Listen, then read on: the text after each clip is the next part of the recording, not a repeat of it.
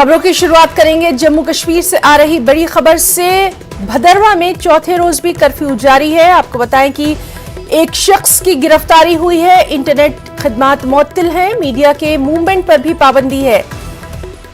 पैगंबर मोहम्मद की शान में गुस्ताखी के बाद यहां हालात कशीदा हो गए थे। फेसबुक पोस्ट में की गई थी ये गुस्ताखी। तो अहम खबर भदरवा से, जहां चौथे दिन भी कर्फ्यू जारी है। एक शख्स की गिरफ्तारी हालांकि की गई है। इंटरनेट सर्विसेज मुअत्तल है। मीडिया के मूवमेंट पर भी आज पाबंदी है। हमारे साथ मौजूद हैं वहां से हमारे नुमाइंदे साहिर हुसैन। साहिर, आपसे जानना चाहेंगे आज भदरवा में हालात कैसे हैं, किस तरह के वहां पर इंतजामात सिक्योरिटी को लेकर किए जा रहे हैं? देखिए है ना, आज जो है वो चौथा रोज जो है वो कर्फ्यू का जारी है। आज 4 दिन लगातार जो हो रहे हैं वो कर्फ्यू अभी तक जारी है। तो जगह जगह पे सिक्योरिटी फोर्सेस को तैनात किया गया है, चाहे वो सीआरपीएफ की हो या आर्मी हो या जेकेपी हो। सबको ये हिदायत दी गई है किसी को भी घर से बाहर निकलने की इजाजत ना दी जाए। तो उसके अलावा आज जो है मीडिया की मूवमेंट पे भी जो है वो आज बैन लगा दिया गया है। तो इसके अलावा सिर्फ हेल्थ और इमरजेंसी सर्विसेज को अलो किया जा रहा है, या जिन स्टूडेंटों के आज एग्जाम है उनका जो एडमिट कार्ड होता है उनको as a curfew pass treat किया जा रहा है। तो उसके अलावा आज सुबह ही मॉर्निंग में ही आज एक गिरफ्तारी भी हुई है 9 जून को, जिसने मरकजी जामिया मस्जिद से वो हेट स्पीच की थी। उसके तहत आज उस आदिल गफूर नामी शख्स को आज गिरफ्तार भी किया गया है ना। जी साहिर, बहुत बहुत शुक्रिया आपका तमाम तर जानकारी के लिए। वहां के हालात पर लगातार नजर बनी हुई है, आपसे आगे भी अपडेट लेते रहेंगे। बहुत बहुत शुक्रिया आपका। जम्मू कश्मीर के जिला पुलवामा में वाक़े द्रबगाम इलाके में सिक्योरिटी फोर्सेस और मिलिटेंटों के दरमियान हुए एनकाउंटर में लश्कर तैयबा के 3 मकामी मिलिटेंट हलाक हो गए हैं। वाज़ेह है कि गोलियों के तबादले में एक मिलिटेंट रात को ही हलाक हुआ था। आज अलसुबह मजीद 2 मिलिटेंट हलाक हुए। हलाकशुदा मिलिटेंटों की शिनाख्त पुलवामा के जुनेद शेर गुर्जरी और इरफान मलिक के अलावा फैसल नजीर बट के बतौर हुई है। पुलिस के मुताबिक जुनेद पुलिस कांस्टेबल रियाज अहमद की हलाकत में मुलविस था। रियाज को मिलिटेंटों ने रवां साल मई के महीने में गडुरवा पुलवामा में शहीद किया था। हलाकशुदा मिलिटेंटों के कब्जे से 2 AK-47 राइफलें और एक पिस्तौल बरामद हुआ है।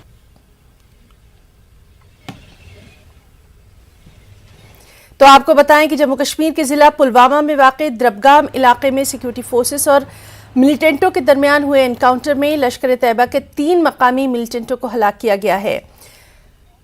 गोलियों के तबादले में एक मिलिटेंट को रात को हलाक किया गया और आज अलसुबह मजीद 2 मिलिटेंट को हलाक किया गया। इनकी शिनाख्त पुलवामा के जुनेद, इरफान मलिक, फैसल नजीर बट के तौर पर की गई।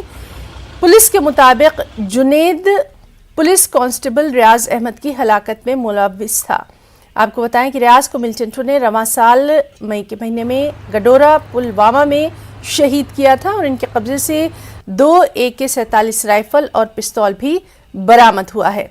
लगातार इस अहम खबर पर हमारी नज़र बनी हुई है और आज जिस तरह से सुबह से ही ये बेहद अहम खबर हम आप तक पहुंचा रहे हैं।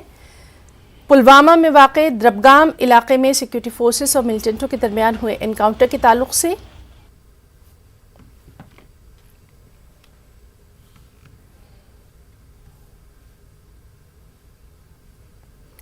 रांची से खबर है।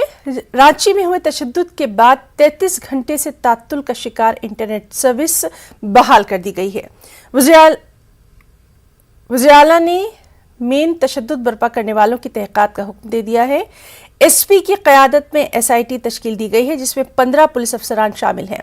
वाज़ेह है कि अब तक 10,000 से ज़ायद नामालूम अफराद के खिलाफ FIR दर्ज की जा चुकी है, जिनमें 2 दर्जन के करीब नामजद अफराद भी शामिल हैं। तशद्दुद में 2 अफराद की मौत हो चुकी है, जबकि हंगामा आराई के दौरान गोली लगने से एक जख्मी की हालत तशवीशनाक बताई गई है।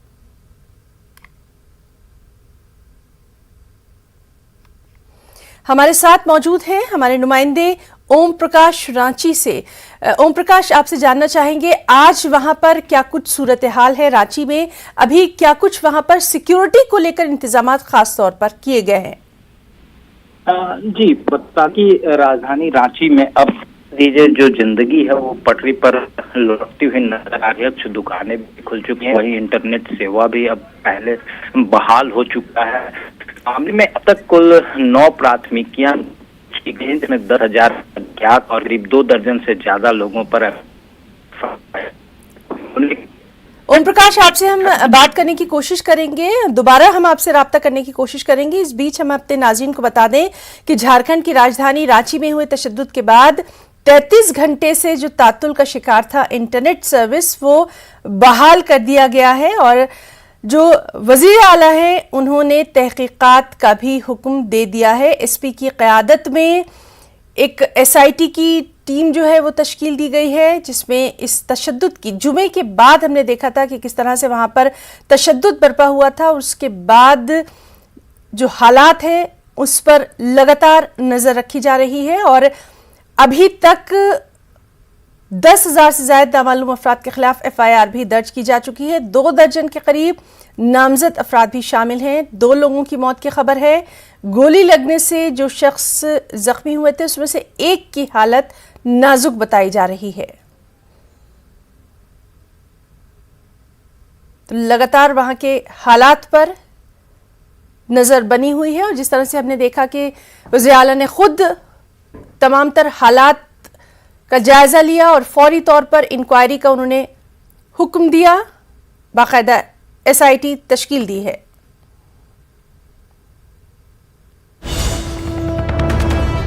और कानपुर से अहम खबर आपको दे दें। कानपुर तशद्दुद मामले के ताल्लुक से हयात जफर और दीगर 3 अफराद से पुलिस की पूछताछ जारी है। पुलिस और ATS की टीम हयात जफर और दीगर 3 लोगों से पूछताछ कर रही है। दरअसल पुलिस ने हयात जफर को अहम मुल्जिम करार दिया है। कानपुर तशद्दुद मामला, इस मामले में लगातार पुलिस की पूछताछ जारी है। हयात जफर और दीगर 3 अफराद से पुलिस की पूछताछ जारी है। पुलिस और ATS की टीम हयात जफर और दीगर 3 लोगों से पूछताछ कर रही है।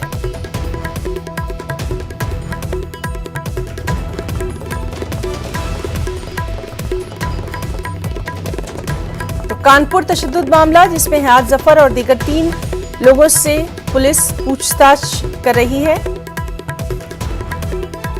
हमारे साथ हमारे नुमाइंदे संदीप सविता मौजूद हैं। संदीप, लगातार हम देख रहे हैं कि पुलिस की कार्रवाई जो है वो जारी है कानपुर तशद्दुद को लेकर। अभी क्या कुछ वहां पर तफसीलात हैं?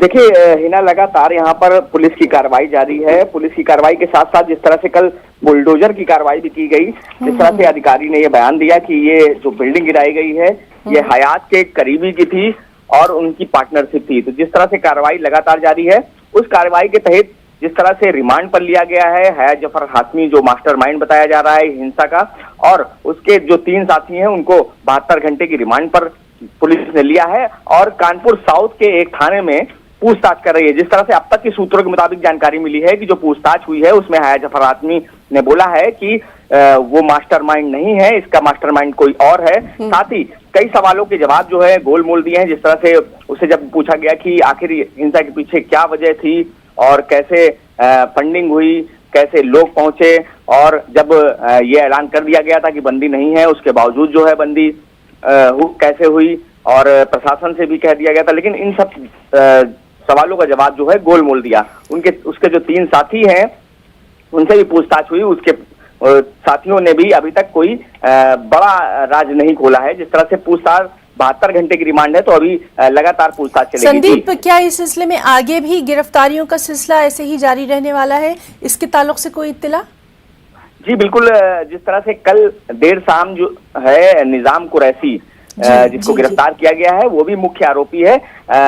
3 जून से 2 दिन पहले यानी कि 1 तारीख को एक हॉल में उसने एक मीटिंग की थी जिसमें हयात जफर हाशमी भी था, कई धर्मगुरु भी थे।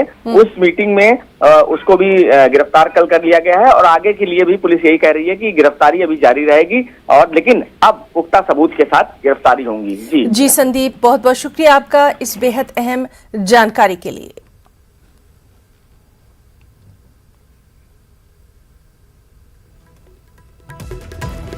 कानपुर मामले में लगातार कार्रवाई जारी है, इस पर नजर बनी हुई है।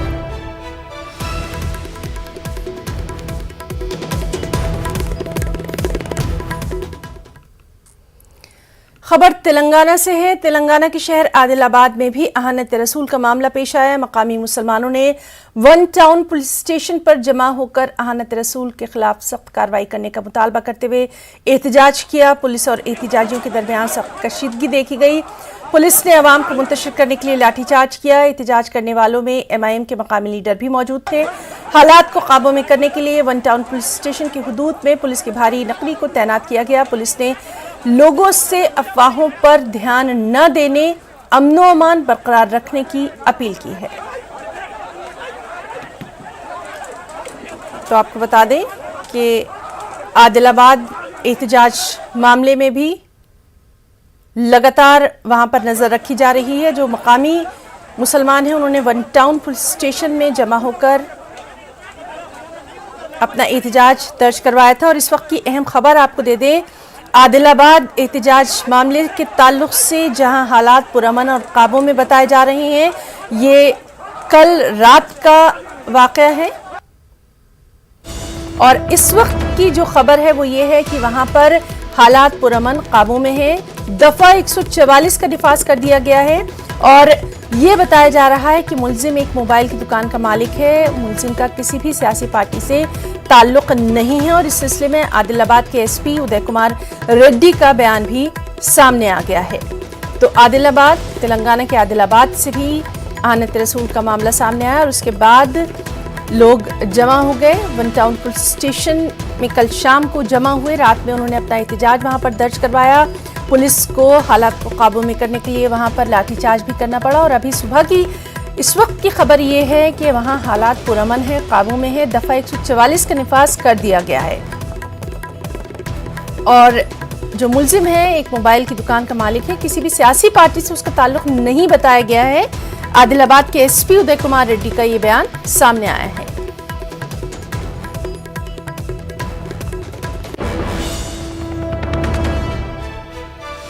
तो ये तस्वीरों में आप देख सकते हैं, ये कल शाम की तस्वीरें हैं जब अहानत रसूल का मामला सामने आने के बाद वहां पर लोगों ने अपना एहतजाज, मकामी लोगों ने दर्ज करवाया। वन टाउन पुलिस स्टेशन पर जमा होकर सख्त कार्रवाई का मुतालबा किया। हमारे साथ मौजूद हैं हमारे साथी संजय तिवारी। संजय, आपसे जानना चाहेंगे आदिलाबाद में अभी क्या सूरत हाल है, सिचुएशन कैसी है वहां पर? ना फिलहाल सुबह से सिचुएशन जो है वो पीसफुल बनी हुई है। अभी कुछ देर पहले ही मेरी जो आदिलाबाद के SP हैं उदय कुमार रेड्डी, उनसे बातचीत हुई। उन्होंने कहा कि कुछ इलाकों में सेक्शन 144 इम्पोज किया गया है, वो एक एहतियातन इस तरह से किया गया है और सड़क पर पुलिस का डिप्लॉयमेंट जो है बढ़ाया गया है ताकि जो है जगह जगह चेकिंग हो सके। लेकिन कुल मिला के शहर में शांति बनी हुई है। जो एक्यूज्ड है, जो आरोपी है, जिसने व्हाट्सएप पर इस तरह का अपने स्टेटस में एक मैसेज लगाया था, आपत्तिजनक मैसेज लगाया था, उसको पुलिस ने अरेस्ट कर लिया है और आज उसको अदालत में जो है वो पेश किया जाएगा। इसके अलावा जो है स्थिति शांतिपूर्ण बनी हुई है। कल रात में एक्चुअली जैसे ही लोगों की नोटिस में ये आया कि इस तरह का आपत्तिजनक स्टेटस लगाया हुआ है, उसके बाद तमाम लोग जो वन टाउन पुलिस स्टेशन के सामने इकट्ठा हो गए और वहां पर वो प्रदर्शन करने लगे। पुलिस ने पहले उनको समझाने की कोशिश की, लेकिन जब भीड़ बढ़ने लगी तो पुलिस को हल्का लाठीचार्ज करना पड़ा और उसके बाद सिचुएशन कंट्रोल में आ गई। लोग अपने अपने घर रात में चले गए थे और सुबह भी स्थिति जो है वो सामान्य बनी हुई है। लेकिन पुलिस संजय, तो वहाँ के हालात पर लगातार नजर बनी हुई है। बहुत बहुत शुक्रिया अदा करना चाहेंगे आपका बेहद अहम जानकारी के लिए। यहाँ पर रुकना चाहेंगे एक छोटे से वक्फे के लिए, चल लौटेंगे। में तौहीन रिसालत के खिलाफ पुरतशद्दुद एहतजाज के मामले में पुलिस एहतजाज करने वालों के खिलाफ सख्त कार्रवाई कर रही है। अब तक 70 लोगों के खिलाफ नामजद FIR दर्ज की गई है। गिरफ्तार किए गए 29 अफराद के खिलाफ NSA और गैंगस्टर एक्ट लगाने की तैयारी है। गिरफ्तार अफराद में 4 बच्चे भी शामिल हैं। तमाम लोगों को नैनी सेंट्रल जेल भेज दिया गया है। कल 68 अफराद को जेल भेजा जा चुका है। कलीदी मुलजिम जावेद मोहम्मद का घर मुनहदिम करने के लिए नोटिस भी चस्पा कर दिया गया है। आज जावेद मोहम्मद का घर गिराया जा सकता है। मजीद तफसीलात के लिए सीधे रुख करेंगे इलाहाबाद में मौजूद हमारे साथी मुश्ताक आमिर का। मुश्ताक, आपसे जानना चाहेंगे लगातार इस अहम मामले में कार्रवाई की जा रही है, आज क्या कुछ तफसीलात हैं?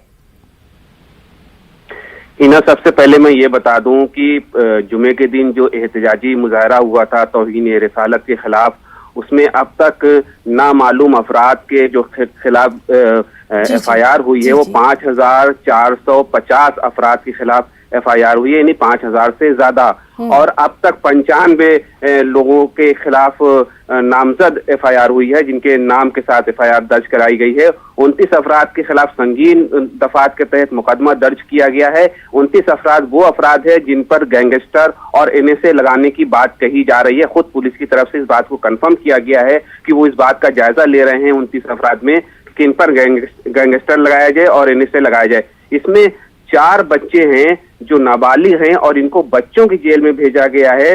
पुलिस का ये कहना है कि ये बच्चे पथराव कर रहे थे पुलिस पर और इस वजह से फुटेज में इनकी शक्लें आई हैं, इनकी तस्वीरें आई हैं, इसलिए 4 बच्चों को गिरफ्तार करके इनको जेल भेजा गया है। और अब तक 64 अफराद को नैनी सेंट्रल जेल भेजा जा चुका है, जिन पर मुख्तलिफ धाराएं लगाई गई हैं, दफात लगाई गई हैं। और इसमें अभी आज की जो सबसे बड़ा डेवलपमेंट हुआ है वो ये कि जो इनके कलीदी मुलजिम है इस पूरे मामले के, जावेद मोहम्मद, उनके घर को मुनहदिम करने का नोटिस चस्पा कर दिया गया है, जिसकी आखिरी तारीख आज है, यानी आज के दिन उनका मकान गिराया जा सकता है। और उस नोटिस में ये कहा गया है कि 1 महीना पहले आपको घर गिराने का नोटिस दिया गया था, लेकिन आपने घर खाली नहीं किया है, लिहाजा ये तारीख की मुद्दत आज खत्म होती है। जी, तो बहरहाल इस पूरे मामले पर क्या कुछ कार्रवाई होती है उस पर लगातार नजर बनी हुई है। मुश्ताक, बहुत बहुत शुक्रिया आपका तमाम तर जानकारी के लिए। और दिल्ली की जामे मस्जिद के बाहर एहतजाज के मामले में पुलिस ने 2 मुलजिमीन को गिरफ्तार कर लिया है। जुमे को हुए पुरतशद्दुद एहतजाजी मुजाहरे के बाद लोगों की बड़ी तादाद जमा हो गई थी। मुजाहरे के लिए कोई इजाजत नहीं ली गई थी। इसके बाद दिल्ली पुलिस ने मुकदमा दर्ज किया है।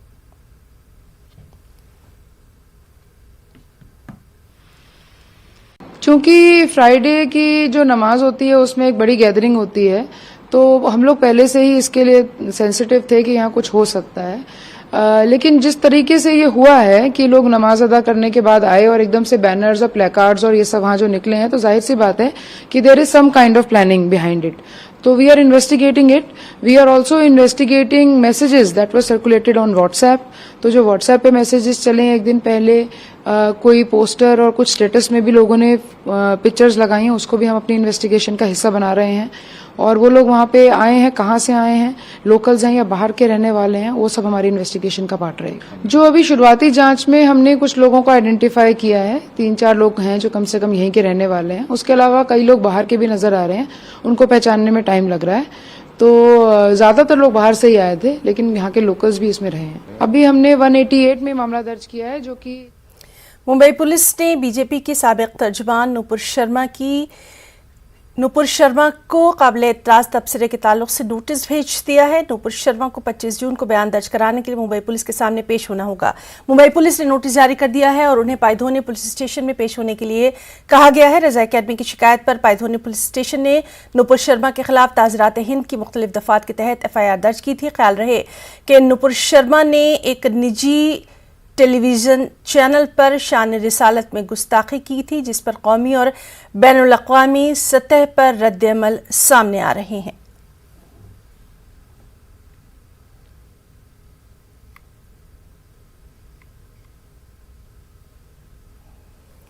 नेशनल हेराल्ड मामले में ईडी ने सोनिया गांधी और राहुल गांधी को कई बार तलब किया है। कांग्रेस इस मामले पर आज मुल्क भर में प्रेस कॉन्फ्रेंस मुनक्किद करने जा रही है। इसके अलावा कांग्रेस ईडी के दफ्तर तक एहतजाज और मार्च भी करेगी। इस दौरान कांग्रेस के सभी लीडर सरकारी एजेंसियों की कार्रवाई पर मरकजी हुकूमत पर हमलावर होंगे। ईडी संबंध को लेकर कांग्रेस लीडर सचिन पायलट लखनऊ में प्रेस कॉन्फ्रेंस करेंगे। उनके अलावा रायपुर में विवेक तनखा, शिमला में संजय निरुपम, चंडीगढ़ में रंजीत रंजन, अहमदाबाद में पवन खेड़ा, देहरादून में अलका लांबा, पटना में नासिर हुसैन, गोवा में मधु गौड़ प्रेस कॉन्फ्रेंस करेंगे। जिन रियासतों में कौमी लीडर नहीं पहुंचेंगे वहां मकामी लीडर प्रेस कॉन्फ्रेंस करेंगे।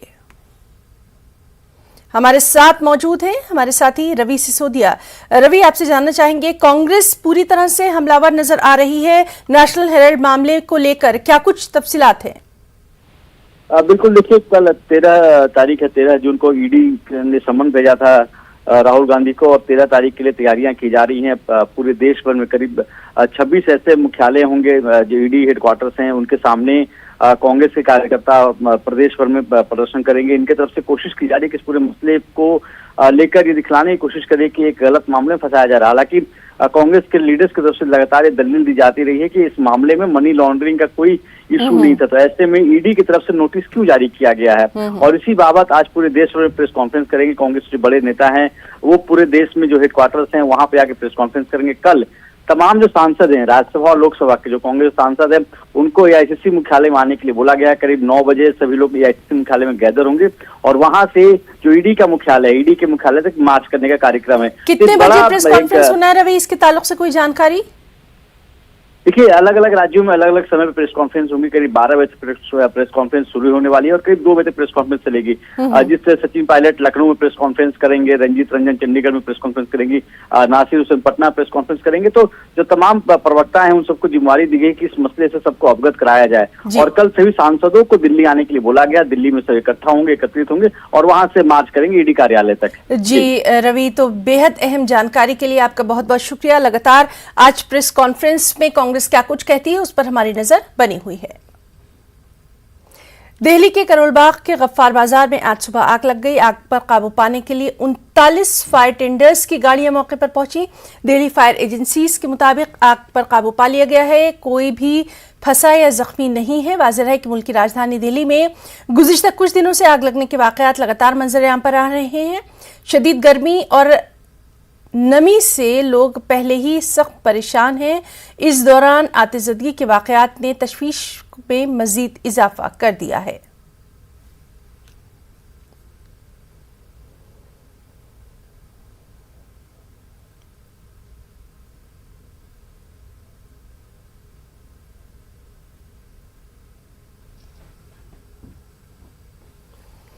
अहम बैनुल-अक़वामी खबर, आज से जिनेवा में WTO यानी वर्ल्ड ट्रेड ऑर्गेनाइजेशन का 12वां इजलास शुरू हो रहा है।